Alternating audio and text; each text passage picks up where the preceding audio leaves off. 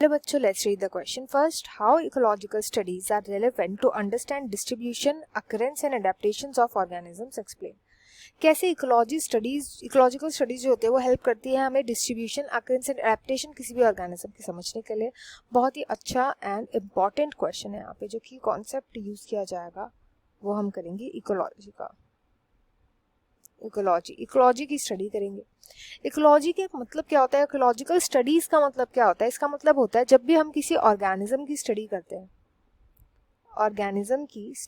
हैं, उस ऑर्गेनिज्म के सभी ट्रेड्स की स्टडी करते हैं. स्टडी में आ जाते हैं उसके ट्रेड्स, उसका हैबिटेट कैसा है, वो रिप्रोड्यूस कैसे करता है, उसके निक की सारी हम इंफॉर्मेशन लेते हैं, कैसा निक में प्रेजेंट है वो, उसके हैबिटेट के बारे में हम इंफॉर्मेशन लेते हैं. एंड हम साथ ही साथ कि वो कैसे इंटरैक्ट कर रहा है दूसरे ऑर्गेनिजम्स के साथ,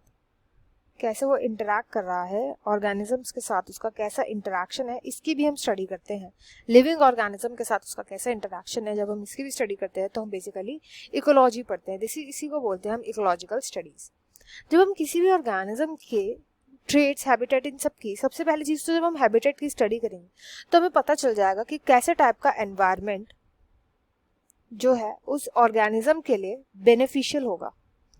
एंड इसी के थ्रू हम दो चीज़ें पता लगा सकते हैं. क्या? डिस्ट्रीब्यूशन, उस ऑर्गेनिज्म का, पर्टिकुलर ऑर्गेनिज्म का डिस्ट्रीब्यूशन वो कहाँ पर हम प्रेडिक्ट कर सकते हैं, हमें देखने को मिल सकता है. तो डिस्ट्रीब्यूशन एंड अकरेंस, ये दो चीज़ें हम हैबिटेट के थ्रू, एंड जो भी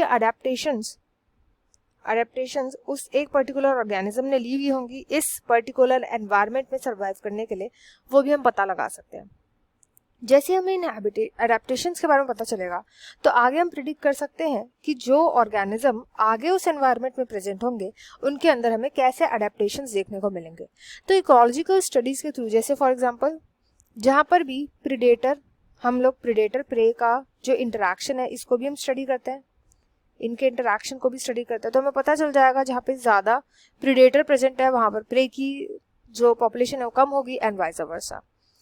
तो हमें जब हम इकोलॉजिकल स्टडीज़ करते हैं तो उसके थ्रू हमें ऑर्गेनिज्म के काफ़ी सारे ट्रेट्स के बारे में, उसके कैरेक्टरिस्टिक के बारे में पता चलता है, जिसके थ्रू हम इजीली उसका डिस्ट्रीब्यूशन पता लगा सकते हैं, अकरेंस एंड अडेप्टेशन, तीनों चीज़ के बारे में पता लगा सकते हैं.